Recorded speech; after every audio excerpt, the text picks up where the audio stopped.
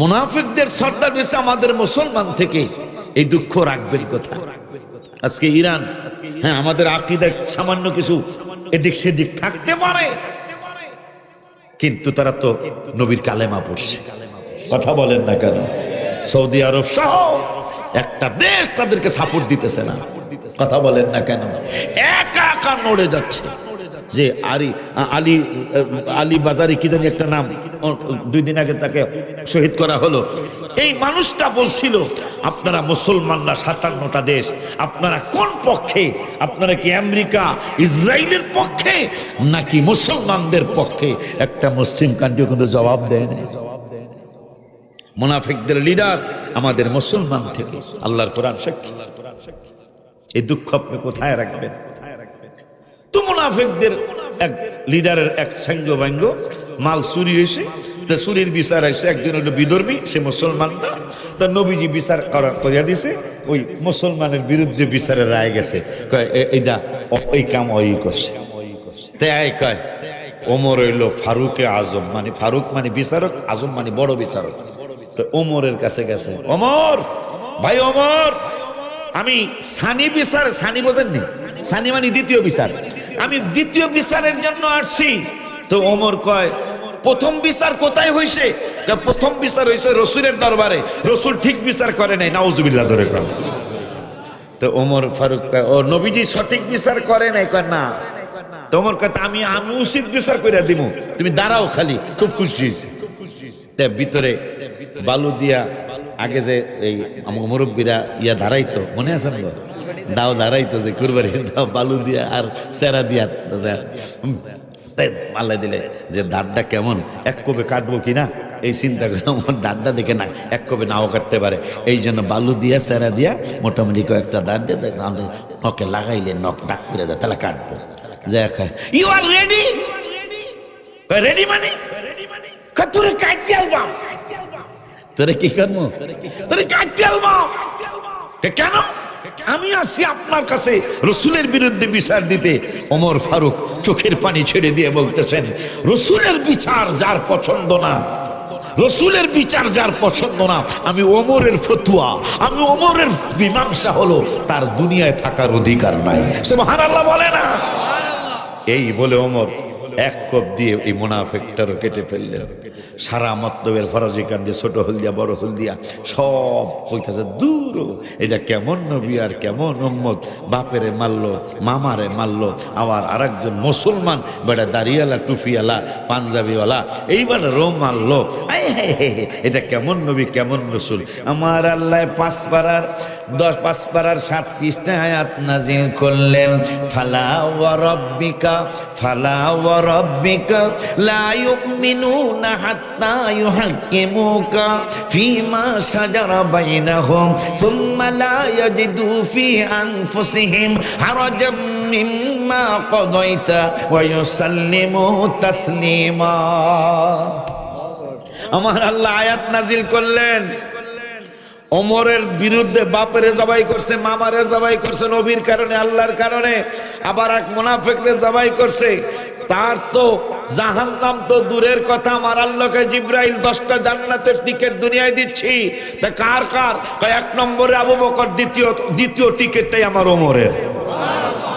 আর বলে দিলেন ওমর কোনো অন্যায় করে নাই। আমি বলে দিচ্ছি আমি আল্লাহ। কি বলছেন? কয় ফালা ওয়া রাব্বিকা, আমি রবের কসম, আমি আল্লাহর নিজের কসম নিজে খাচ্ছি। কেন খাচ্ছেন? কথা হাত্তা ইউহাক্কিমুকা ফীমা শাজারা বাইনাহুম। শোন বেটারা, আমি আল্লাহ বলছি, আমার তোদের যত বিচার বিসম্বাদ আছে, যত মাতবরি সর্দারি আছে, সব বিচারের ভার যদি আমার বন্ধুরে না বানাস, হাকিম যদি না বানাস, বিচারক রায়দাতা যদি না বানাস, লা ইউমিনুনা, আমি আল্লাহ কসম করে বলছি তোরা কোনোদিন ইমানদার হতে পারবি না। সেই ওমর জান্নাতে দ্বিতীয় টিকিট পাইলেন। তো ওমর, আল্লাহর হুকুম হলো তারাবির আগে স্ত্রীর কাছে যাইতে হবে। প্রথম যে বলছিলাম, তো ওমর একদিন তারাবি, 20 টাকার তারাবি ওমরের আমলে শুরু হয়েছে। মারহাবা। জামাতে যে 20 টাকার তারাবি আমরা পড়ি, এটা ওমর ফারুক থেকে শুরু হয়েছে। মারহাবা। নবীজি অনুপ্রেরণা দিতেন, আবু বকর সিদ্দিক অনুপ্রেরণা দিয়েছেন, ওমর এসে সেটা কার্যে পরিণত করছে। সুবহানাল্লাহ। আর ওমর তারাবিটা তারাবিটা শুরু কইরা বললেন, বুখারী শরীফ হাদিসটা আসছে, হাদা বিদআতুন নি'মা রাওয়াহুল বুখারী। ওমর বলতেছেন এইটা বেদাত, কিন্তু উত্তম বেদাত। সুবহানাল্লাহ। তো ওমরের সে বুঝুনিয়া বেড়া কি পৃথিবীতে আর হইব, আর জীবনে হইসার হইব? কিয়ামতের আগে হবে না। কেমনে হবে না সেইটা আবার মুসলিম শরীফ থেকে বলছি। নবীজি বলছেন উহুদ পাহাড় পরিমাণ স্বর্ণ যদি কেউ রাস্তায় দান, আল্লাহর রাস্তায় দান করে, উহুদ পাহাড়টা কতটুকু কি? উহুদ পাহাড় 11 কিলোমিটার লম্বা, 7 কিলোমিটার পাশ। এই উহুদ পাহাড়টা 11 কিলোমিটার লম্বা। মুসলমান বিজ্ঞানীরা হেলিকপ্টার দিয়ে উপরে উঠলেন, উহুদ পাহাড়ের ছবি তুলবেন। ছবি তুলতে যে তারা হতভম্ব হয়ে গেলেন, হতভম্ব হয়ে দুরুদ আর সালাম পড়তে পড়তে পাগল পাড়া হয়ে গেলেন। কেন? উহুদ পাহাড়টা দেখতেছেন 11 কিলোমিটার লম্বা। কোন গিভেন বুকে এটা ঢুকাইব, কোন গুগলে ঢুকাইব? 11 কিলোমিটার লম্বা হয়ে নিজের থেকে পাহাড়, মিম হা মিম দাল। আমার নবীজির নাম মোবারক লিখতে 4টা অক্ষর লাগে, মিম হা মিম দাল। এই পাহাড়টা 11 কিলোমিটার লম্বা হয়েই নবীজির নাম মোবারক হয়ে রয়েছে নিজের থেকে। সুবহানাল্লাহ কি বলা যায় না? ওই উহুদ পাহাড়টা 11 কিলোমিটার লম্বা, 7 কিলোমিটার পাশ, 1.5 কিলোমিটার 2 কিলোমিটার উঁচা। এইটার সমান যদি মোটামুটি কয় মন হইতে পারে? আপনাকে কি আইডিয়া? 5-7-10 মন, কয়েকশো হাজার টন। হ্যাঁ, কয়েকশো হাজার টন। নবীজি বলতেছেন মুসলিম শরীফে, ওই কয়েকশো হাজার টন যদি কেউ আল্লাহর রাস্তায় স্বর্ণ দান করে, আমার সাহাবীদের 1 টাকার সমান হবে না। সাহাবীদের এত দাম। সেই সাহাবী ওমর তারাবি পইরা বোর কাছে যাইতে মন চায়। মানে গাড়ি ব্রেক করার কথা হইল আমিরাবাদ বাজারে আমার যান, কিন্তু গাড়ি আসলে 100 কিলোমিটার বেগে। এখন এইটারে যখন আমিরাবাদ বাজারে এসে ব্রেক দিছে, এইটা ব্রেক ফেল হইয়া কথা কয় না কা কথা কয় না। তো ওমর ফারুক বোঝেনি, তারাবি পইরা আইসা 100 কিলোমিটার ব্যাগে বাসায় আইসা, হ্যাঁ বাসায় এসে ব্রেক ধরবো, ব্রেক ফেল। কথা বোঝে নাই, ব্রেক ফেল হইয়া তো যা হওয়ার হয়ে গেছে, যা হওয়ার হয়ে গেল। ওমর ফারুক বাবারে জবাই করছে, মুনাফিকরে জবাই করছে, জান্নাতের 2য় টিকিট পেয়েছেন। নবীজির পরে আবু বকরকে সালাম দিতে হয়, আবু বকরের পরে ওমরকে সালাম দিতে হয় মদিনাতুল মুনাওয়ারায়। ওমর ফারুক রাদিয়াল্লাহু তাআলা তিনি তারাবি পড়ে এসে স্ত্রীর কাছে চলে গেলেন। ব্রেক ফেল হয়ে গেল। আল্লাহর আইন ছিল ওমর, আবু বকর ও চেয়ারম্যান দানেশ, বশির, ওলিউল্লাহ শিকি, তোমাদের জন্য আইন হলো যদি স্ত্রীর কাছে রমজান মাসে যাইতে মনে চায় বাধা নাই, তবে একটা ইফতারির পর থেকে আসা পর্যন্ত যাইতে পারবা। এরপরে আগামীকাল ইফতার পর্যন্ত আর যাওয়ার আমি আল্লাহর হুকুম নাই। ওমর তারাবি পইরাইসা বোর কাছে গেছে, কাজ যা হওয়ার হয়ে গেল। ওমর ফারুক কাজ শেষ হওয়ার পরে টেনশনে পড়ে গেলেন, হায় হায় হায় হায়, আমি তো ওই ওমর, আমার হাবিবরে সন্তুষ্ট করার জন্য বাবারে আমি ছাড় দেই নাই, মুনাফিকরে ছাড় দেই না, আপন মামারে ছাড় দেই নাই। ওই ওমর আজকে আল্লাহর হুকুম অমান্য করে স্ত্রীর কাছে চলে গেলাম। উপায় কি? দৌড় মারছে। আমার আল্লাহ কই জিবরাইল, এই ওমর তো ওই ওমর। জিবরাইলকে কোন ওমর? কয় তো বাবারে ছাড়ে নাই নবীর জন্য, আমার জন্য। তখন কি করবেন? আমার আইন লঙ্ঘন করছে ওমর, যাও। কি করতাম? শুধু রসুলের জন্য আইন চেঞ্জ না, রসুলের আশেকের জন্য আইন চেঞ্জ হবে। তা জিবরাইলকে কি করবেন? কর্ম কি? শোনো, ওমর নবীর দরবারে যাওয়ার আগে তুমি আগে যাও। তা কি করতে হবে? কি করতে হবে? রব্বুল আলামিন আমার নূরের নবী রহমাতুল লিল আলামিনের ওমরের জন্য আমার রব্বুল আলামিন 2 পারার 7 পৃষ্ঠা আয়াত নাজিল করে দিলেন। ওমর যেহেতু চইলাই গেছে, তাইলে এই ওমর যেইটা করছে এই কারণে একটা আয়াত নাজিল কইরা, ওমর যেহেতু গেছেই গা তারাবির পরে বোর কাছে, কিয়ামত পর্যন্ত ওমরের কারণে উম্মতে মুহাম্মাদির পক্ষে একটা আইন আমি নাজিল করলাম কোরআনে। সুবহানাল্লাহ, সুবহানাল্লাহ। কি আইন? আমার আল্লাহ বলতেছেন 2 পারার 7 পৃষ্ঠায় হাফেজ সাহেবরা জানবে, উহিল্লা লাকুম, উহিল্লা মানে হালাল, উহিল্লা লাকুম লাইলা, লাইলা মানে রাত, সিয়াম মানে রমজানের রাত। আমার আল্লাহ কয় উহিল্লা লাকুম, ওমর বোর কাছে গেছে গা তারাবির পরে, আল্লাহর আইন ছিল তারাবির পরে যাওন যাইব না, ওমর গেছে গা। এখন আমার আল্লাহ কয় আয়াত নিয়ে যাও, ওমরের কারণে আজকে কোরআনে একটা আইন পাশ করলাম, কিয়ামত পর্যন্ত উম্মতে মুহাম্মাদির জন্য আইন পাশ করে দিলাম ওমরের কারণে। ওমরের বিচার করতে যদি যাই তাইলে তো সবারই বিচার করতে হইব, ওমরের কারণে আইনই পাশ করে দিলাম। কি আইন?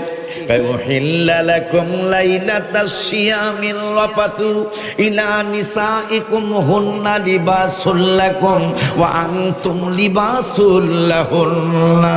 আমার আল্লাহ রমজানুল মুবারকের রাতে রবির পাগল হাবিবের আশিক ওমর যেহেতু রমজান মুবারকে আসারের পরে স্ত্রীর কাছে যেহেতু চলে গেছে, আমি আল্লাহ আজকের থেকে কিয়ামত পর্যন্ত ফরাজি কান্দিরি ইউনিয়নের মানুষ সহ, চাঁদপুরের জেলার মানুষ সহ, বাংলাদেশের উম্মত সহ, 57টা দেশের উম্মত সহ সারা বিশ্বের সমস্ত উম্মতের জন্য কিয়ামত পর্যন্ত আইন পাশ করে দিলাম।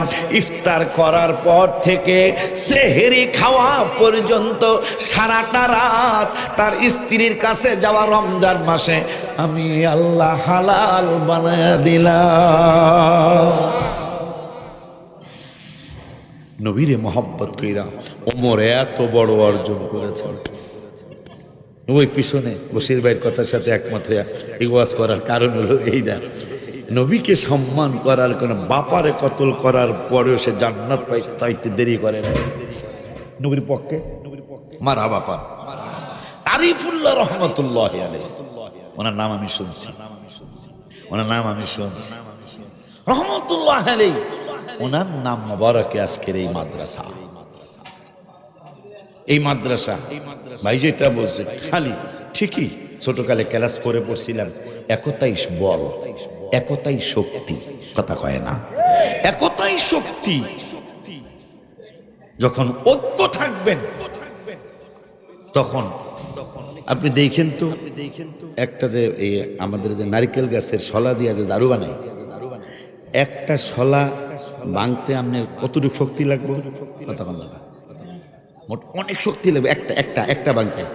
আর দেখেন তো মনে হয় 100-200 শলা একসাথে করে ঝাড়ু বানায়, কথা বলেন। এই যে আপনি যত বড় শক্তিশালী হন ভাঙতে কষ্ট হইব না? কথা বলেন না কেন? ঠিক প্রতিষ্ঠান বলেন, ব্যবসা বলেন, শিল্প কারখানা বলেন, মাহফিল বলেন, যেইটাই বলেন, যখন আপনি ঐক্য থাকবেন, একতাবদ্ধ থাকবেন, হাঁ হাঁ করে আপনার প্রতিষ্ঠান উঠে যাবে ইনশাআল্লাহ। এটা হোক ব্যবসার প্রতিষ্ঠান, হোক শিক্ষা প্রতিষ্ঠান, শুধু দেখবেন হাসতে হাসতে এই প্রতিষ্ঠান অনেক উপরে উঠে গেছে। আলহামদুলিল্লাহ বলেন।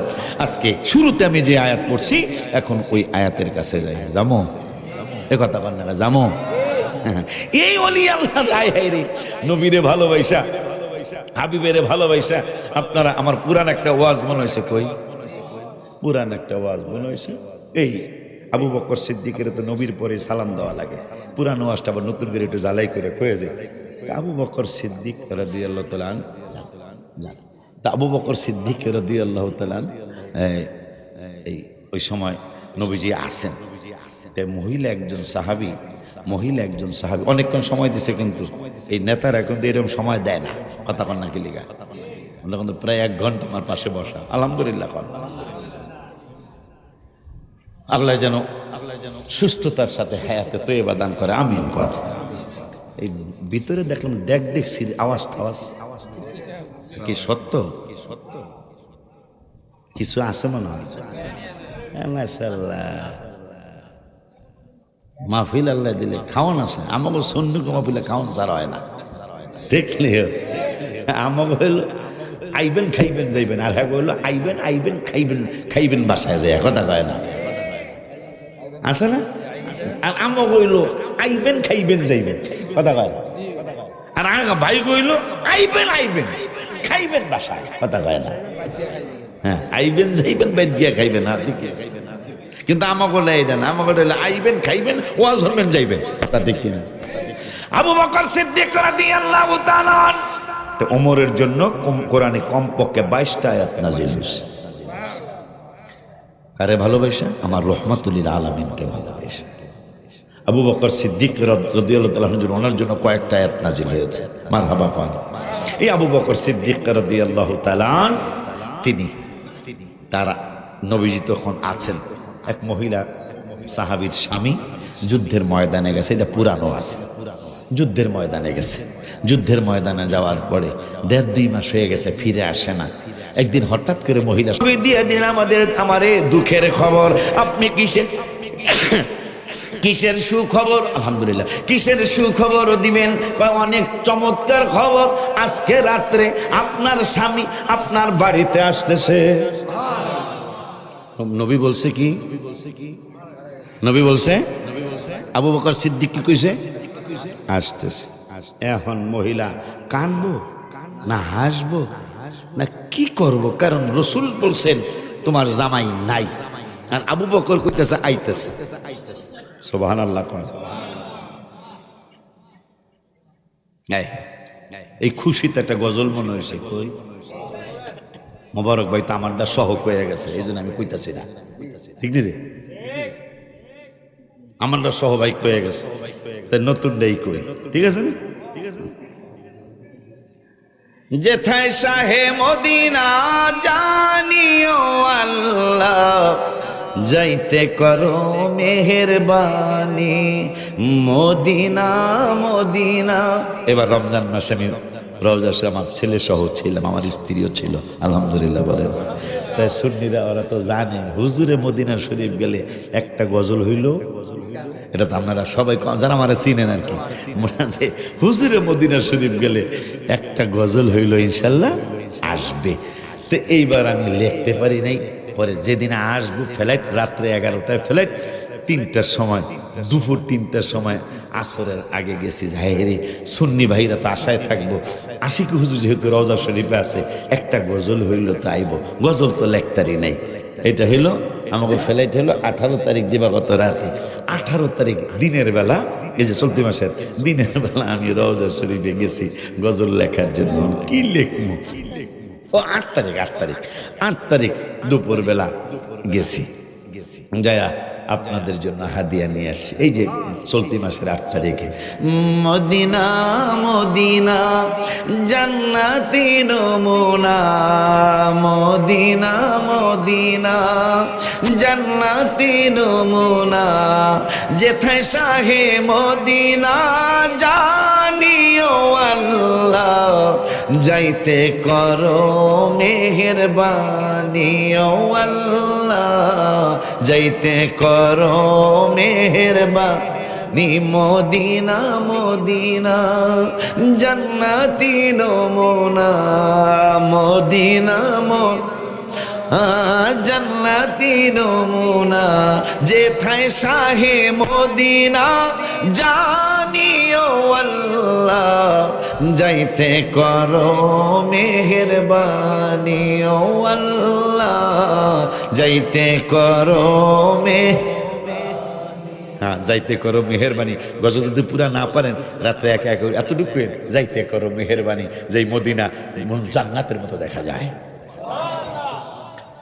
প্রতিদিন নামাজে আল্লাহর অভিধানে সালাম দিতে হয় নবীজির চরণে, নবীজির সম্মান বুঝে না শয়তানে, নবীজির সম্মান বুঝে না শয়তানে, ঈমানদাল্লাহ ভালো জানিও আল্লাহ, যাইতে করো মেহেরবানি ও আল্লাহ, যাইতে করো মদিনা মদিনা জান্নাতি নমুনা, মদিনা জান্নাতি নমুনা, যেথায় শাহে মদিনা নিও আল্লাহ যাইতে করো মেহেরবানি ও আল্লাহ যাইতে করো জান্নাতি ফেরেশতারা আসিবে নিতে উম্মতের ফেলে নবী যাবে না জান্নাতে দাঁড়িয়ে থাকবেন নবী আরশের ডানেতে দাঁড়িয়ে থাকবেন নবী আরশের ডানেতে তিরমিজি সকলে মানিও আল্লাহ যাইতে করো মেহেরবানি ও আল্লাহ যাইতে করো মদিনা মদিনা জান্নাতি নমুনা মারহাবা জান্নাতি নমুনা যেথায় শাহে মদিনা যা নিও আল্লাহ যাইতে করো মেহেরবানি ও আল্লাহ যাইতে করো আলহামদুলিল্লাহ কন্যা রজব শরীফের সামনে বসে বসে গত চলতি মাসের 8 তারিখে আসরের নামাজের আগে গজলটা আমি লিখেছি।